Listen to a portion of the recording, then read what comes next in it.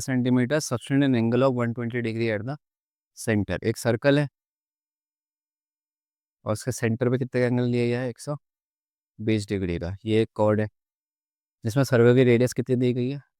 12 centimetre. यहाँ पे भी 12 सेंटीमीटर। अब क्वेश्चन कह रहा है find the area of the corresponding segment. Corresponding segment मतलब नीचे का। जब भी करस्पॉन्डिंग कहता है कॉर्ड के नीचे का हिस्सा निकालना है। तो एक्चुअली तुम्हें ये निकालना है, मतलब एरिया ऑफ माइनर सेगमेंट। अब एरिया ऑफ माइनर सेगमेंट हो जाएगा area of sector minus area of triangle. अब एरिया ऑफ सेक्टर का फॉर्मूला तो पता है, थीटा अपॉन 360 पाई आर। अब दिक्कत कब होती है? जब ट्राइंगल का एंगल 90 और 60 के अलावा कुछ और आ जाए तो दिक्कत होती है। पर हमारे पास तो आंसर है ना उसका। क्या लिखेंगे? R square sine theta upon 2 cos theta upon 2। ठीक है, तो हम ये वाला फॉर्मूला यूज़ कर दें, हमारे सारे क्वेश्चन हो जाते हैं इससे। अब यहाँ पे हमारे पास थीटा की वैल्यू तो पता ही है हमें ऑलरेडी, तो इसको सॉल्यूशन में क्या लिखेंगे? एरिया का निकलेगा, थीटा की वैल्यू कितनी है? 120 अपॉन 360, पाई की वैल्यू 3.14, रेडियस कितना अपने पास? 12, 12 इंटू 12 का स्क्वायर माइनस 12 का square sine theta by 2। Theta by 2 मतलब एंगल आधा। 120 का आधा कितना हो गया? 60। 120 का आधा कितना हो गया? चलो ये कट जाएगा इससे 3 बार।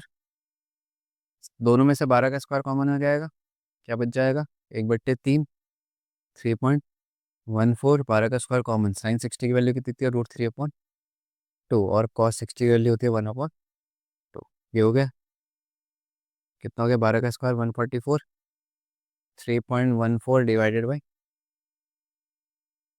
2 दूनी 4, √3 की वैल्यू कितनी है? 1.73। इसका क्या सॉल्व कर दोगे एलसीएम लेके? एलसीएम कितना आएगा इसका? 12। 3.14 किससे मल्टीप्लाई होगा? 4 से। और 1.73 भी किससे मल्टीप्लाई होगा फिर? 3 से। अब तुम्हें पता होना चाहिए कि 12 से 144 कटता है क्योंकि 12 का स्क्वायर था। अंदर से मल्टीप्लाई जो भी सॉल्व करके आएगा यहाँ पे लिख देना, आंसर आएगा सेंटीमीटर स्क्वायर। ठीक है, अब ये मत करना कि 3 4 से मल्टीप्लाई करनी नहीं आती, एलसीएम निकालना नहीं आता। समझ में आएगा? दोबारा समझो। हो गया फिर ये क्वेश्चन इसलिए इंपॉर्टेंट था बस। अगले क्वेश्चन में क्या कह रहा है? A horse is tied to a peg at one corner of a square shape grass field. ठीक है, 15 ये जो फील्ड है ये 15 मीटर लंबा है। ठीक है, by the means of a 5 metre rope. जिसकी रस्सी है वो कितने मीटर की दे रखी है क्वेश्चन ने? 5 मीटर की। तो ये रस्सी तुम्हें दे रखी है क्वेश्चन ने 5 मीटर की। ठीक है, ये 5 मीटर की रस्सी होगी इसकी। अब उसके बाद क्वेश्चन ये कह रहा है तुमसे the area of the part of the field in which the horse can graze. अब ये रस्सी से जो घोड़ा है वो कितना घूम सकता है? ऐसे ही घूम सकता है शायद, है ना? ऐसा तो है नहीं कि घोड़ा इस रस्सी को ज़्यादा लंबा खींच के बाहर निकल जाएगा, ये तो है। तो अगर रस्सी 5 मीटर लंबी है तो घोड़ा कैसे घूमेगा? या तो ऐसे जाएगा या तो ऐसे जाएगा। अब फील्ड के बाहर तो कूद नहीं सकता क्योंकि तो बाउंड्री है। ठीक हो गया, तो क्या सेक्टर जैसा दिख रहा है? अच्छा, ये सेक्टर हो गया। ठीक है, यानी कि ये कुछ ऐसा हो गया फिगर, ऐसे ऐसे और उसके बाद फिर ऐसे ऐसे हो रहा है। ठीक हो गया। कितने मीटर की ये रस्सी? यहाँ तक ऊपर कितना जा सकता है घोड़ा? इसको नहीं, अगर ये सेंटर पॉइंट है तो घोड़ा सेंटर से ऊपर कितना जा सकता है? 5 मीटर। और इधर भी कितना जा सकता है घोड़ा? 5 मीटर, मतलब 5 मीटर की क्या होगी? रेडियस। ठीक हो गया, फिर एंगल कितने का होगा? 90 का। क्यों होगा 90 का? कि क्वेश्चन में बोला है कि किस में बांधा गया है घोड़े को? कि स्क्वायर फील्ड में। और स्क्वायर का हर एंगल 90 का होता है। इसका मतलब ये एंगल भी कितने का हो जाएगा? 90 का। चलो फिर अब इसका एरिया निकालना है। तो पहले पार्ट में एरिया क्या होगा? सेक्टर का formula theta upon 360 pi R. और थीटा कितना है क्वेश्चन में? 90 अपॉन 360, पाई की वैल्यू 22.7, नहीं 3.14 दिए क्वेश्चन में तो उसको रखेंगे 3.14। और रेडियस कितनी थी? 5 ना, 5 का स्क्वायर कितना हो गया? 25। ठीक है, सॉल्व कर दोगे इसको तो आंसर कितना आ जाएगा? सेंटीमीटर नहीं मीटर। स्क्वायर, पहला पार्ट हो गया। दूसरे पार्ट में अब वो क्या कह रहा है, the increase in grazing area if the rope is 10 metre long instead of 5 metre. कह रहा बताओ कितना एरिया बढ़ेगा अगर रस्सी 5 मीटर की जगह कितने मीटर की हो जाए, 10 मीटर। तो ये जो रेडियस 5 मीटर की थी वो कितने मीटर की चलनी चाहिए, 10 मीटर। ठीक है, तो न्यू एरिया क्या होगा, बस फॉर्मूला तो सेक्टर का ही लगेगा, theta upon 360 pi R. Angle अभी भी 90 पे ही है क्योंकि स्क्वायर है, पाई की वैल्यू उतनी रहेगी, बस रेडियस चेंज होगा, कितनी हो जाएगी आपके पास। अगला क्वेश्चन है तो कोई और चीज़ पूछे ना, उसने क्या पूछा है, इंक्रीज कितना हुआ। ठीक है, चलो मान लो इंक्रीज निकालना है, कैसे निकालते हैं इंक्रीज, कैसे निकलेगा इंक्रीज, उसमें से माइनस करके। मान लो पिछले टेस्ट में 10 नंबर आए थे, इस बार 15 है, कितना इंक्रीज हुआ, कैसे पता लगा, 15 में से 10 को घटा है, यानी कि हमें क्या करना चाहिए, नए वाले एरिया में से क्या माइनस कर देना चाहिए, ओल्ड वाला। अब नया वाला एरिया भी इस पार्ट से निकाल दोगे तो ठीक हो गया, पुराना वाला एरिया तो यहाँ से निकला होगा पहले से, दोनों को माइनस करेंगे तो क्या पता लग जाएगा कितना इंक्रीज हुआ। ये दोबारा समझो, a brooch is made of silver wire in the form of a circle with diameter 35 mm। अगर डायमीटर 35 mm है तो रेडियस कितनी होगी, 35/2, आधी हो जाती है। The wire is also use to make 5 diameter, ठीक है, in a circle into 10 equal parts as shown in the figure. The total length of the silver wire, कह रहा वायर कितने मीटर का लगेगा ये बता दो। तो अगर हम ध्यान से देखें, इस बंदे ने वायर एक तो बाहर से लगाया हुआ, तभी सर्कल बनेगा, इसमें कोई डाउट, ठीक हो गया। तो तार एक में यहाँ लगेगा, ठीक हो गया। अगर आपने ये डायमीटर बनाए तो इसमें भी तो तार लगाना पड़ेगा, एक तार, दो तार, तीन तार, चार तार और पांच। अब इसमें से हर एक तार की एक लंबाई होगी, तो एक तार जो होगा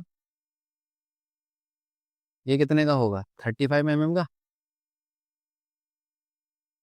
क्योंकि एक लंबा सा तार उसके डायमीटर तो है, नहीं है डायमीटर, यहाँ से लेकर यहाँ तक का डायमीटर हुई। तो डायमीटर कितने दिए क्वेश्चन ने, 35 mm, तो ठीक हो गया। एक तार कितना लंबा है, 35 में, हमें कितने तार चाहिए, 5, तो किससे मल्टीप्लाई होगी, एक तो अंदर का आंसर आ गया, पर बाहर का भी तो चाहिए। ये बाहर बाहर जो तार घूम रहा है इसका मतलब सर्कल का सरकमफ्रेंस निकालना पड़ेगा, और सरकमफ्रेंस ऑफ सर्कल होता है 2 पाई। तो पहले पार्ट में हमें निकालना था टोटल लेंथ ऑफ वायर। क्या करेंगे, पहले डायमीटर, एक डायमीटर कितने का लगेगा, 35, हमें कितने डायमीटर लगाने हैं, 5, प्लस जो हमने बाहर से लगा रखा है तार, तो सरकमफ्रेंस का फॉर्मूला क्या होता है, 2 पाई आर। इसको कर लोगे 175 आएगा, ठीक है। पाई की वैल्यू कितनी रखनी है, 22/7, रेडियस कितनी है, 35/2, 7 5 जो 35, 2 से 2 कैंसिल आउट हो गया, 175 प्लस 1110 हो जाएगा, मल्टीप्लाई करके आंसर इतना आ जाएगा 285 m। ध्यान रखना मिलीमीटर ना, स्क्वायर नहीं होगा, मैंने एरिया थोड़ी निकाला, मैंने सिर्फ ये बताया कि कितना तार लगा है, तो तार कहाँ कहाँ लगा है, एक तो बाहर और एक अंदर डायमीटर में। इसमें कोई दिक्कत हो तो भी बता दो। अब क्वेश्चन ये कह रहा है कि हर एक पार्ट का क्या निकालूं, एरिया, ठीक है। तो ध्यान से इस क्वेश्चन में क्या बोला है इसने, the area of each part of the sector of the branch. अब इसमें कितने पार्ट्स हैं टोटल, 10, 1 2 3 4 5 6 7 8 9, हर पार्ट में एंगल सेम ही जा रहा है बोल रहा है क्वेश्चन, ठीक है। अगर एंगल अलग अलग होता तो चलो टॉपिक बदलते, लेकिन क्वेश्चन ने यहाँ पे साफ साफ बोला है कि है 10 इक्वल, मतलब सबका एंगल सेम होगा, ठीक है। फिर कंप्लीट एंगल कितने का होता है, 360 का, ठीक हो गया। तो अपने को थीटा निकालना पड़ेगा, पूरा एंगल कितने का होगा, ये 360 कितने लोगों में बटा हुआ है, 10 लोगों में बटा है। अगर हमें एक को देना होता तो कितना देना पड़ता, समझ में आ गई, मैं दोबारा बताऊँ क्या, समझ में आ गया। तो हमें 10 लोगों में कितना बांटना था, 360, तो एक बंदे को कितना मिलेगा, 36, ठीक हो गया। अब इसके बाद चलो फिर आप एरिया ऑफ सेक्टर, एक पार्ट का निकालना है बस, तो एक पार्ट का एरिया निकालना है अगर सेक्टर का, तो सेक्टर का फॉर्मूला क्या होता है, theta upon 360 into pi R square. Theta की वैल्यू 36 अपॉन 360, पाई की वैल्यू 22/7, रेडियस कितनी है, 35/2, 2 × 35 अपॉन, आप सॉल्व करके ले आना इसका आंसर मिलीमीटर स्क्वायर में आंसर आ जाए। ठीक हो गया? दोबारा समझो, क्या खाना तो बोल, आ गया? चलो फिर अगले क्वेश्चन में हमने लिखा है an umbrella has 8 ribs which are equally spaced as shown in the figure, assuming umbrella to be a flat circle of radius 45 centimetre. ठीक हो गया, रेडियस को रख देना कितना 45 centimetre. Find the area between the two consecutive ribs of the umbrella. Consecutive मतलब एक के बाद एक, चाहे 1 और 2 हो जाए, चाहे 2 और 3 हो जाए। तो अच्छा, सिर्फ अगर 1 को देखोगे तो 1 को देख के क्या लग रहा है, कौन सी शेप है वो?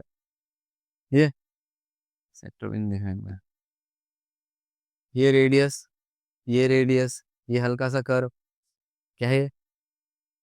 तो कौन कैसे हो है? सेक्टर है। सिंपल सी बात है। अगर कोई बंदे से मैं पूछूं कि रेड वाला एरिया निकाल, तो किसका फॉर्मूला लगाएगा इसमें? सेक्टर का लगाएगा ना। पर सेक्टर के लिए तो क्या चाहिए होगा? एंगल। तो एंगल का कॉन्सेप्ट वापस लाते हैं पहले। ठीक हो गया, थीटा निकालने के लिए टोटल एंगल कितने का, अभी कितने लोगों में बटा है, तो एक बंदे को कितना मिलेगा? मिलेगा 8 4 जा 32, 4 बज गया 40, 8 5 जा 40। ठीक हो गया। अब तो कोई भी कर देगा ना इसको। तो आंसर क्या होगा इसका, अगर कोई पूछेगा मेरे से एरिया ऑफ रिब, तो मैं क्या लिखूंगा, theta upon 360 into pi R. Theta की जगह 45, 360, पाई की जगह 22/7। रेडियस कितनी दी थी क्वेश्चन में? 45 दी थी ना। अब इसको सॉल्व करेंगे तो आंसर आ जाएगा। A car has two wipers which do not overlap. ठीक है, एक कार है। अब इसे अगर एक कार के वाइपर होंगे तो कार का वाइपर पता नहीं ऐसे चलता है, और एक वाइपर ऐसे चलेगा। ठीक है, अगर तुमने कार देखी है तो कार के आगे 2 वाइपर्स होते हैं। ठीक है, इसके काम आते हैं गाड़ी चलाने के। अगर उस पर कांच पे कुछ धूल वूल आ जाए, मतलब पानी आनी आ जाए, तो उसको साफ करने का काम आता है। ठीक हो गया। अब ये वाइपर ऐसा तो है नहीं कि ये यहाँ से जाएगा ऐसे जमीन तक चिपकेगा। अगर चिपकेगा भी तो उसकी एक लिमिट होगी।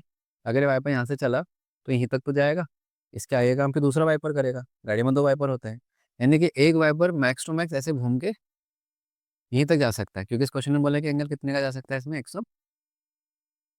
अब ये थोड़ी बोला उसने 180 डिग्री तो जाता है। अगर 180 का वाइपर होता, नीचे आता और उसका फिर ऐसे जाता। यहाँ समझ, दोबारा समझे, फिगर में है इसमें, यह है। ठीक है, इसको थोड़ा बड़ा करते हैं वाइपर को। ठीक है, यह वाइपर, ये लो। ठीक हो गया। अब गाड़ी का वाइपर कैसे जाएगा, जाएगा, वाइपर नहीं दिखाते। अरे यार, तो चल इस बात का, अरे तुम्हारा हाथ पर है। अच्छा, ये वाइपर कितने यहाँ से चलता है और यहीं तक जा सकता है ना ये, इसके आगे तो फिर दूसरा वाइपर काम करेगा।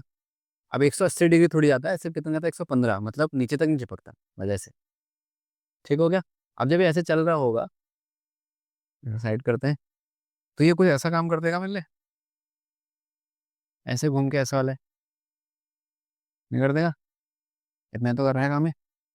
वैसे गोल घूम के ऐसे ऐसा काम कर देना मान लें। ठीक।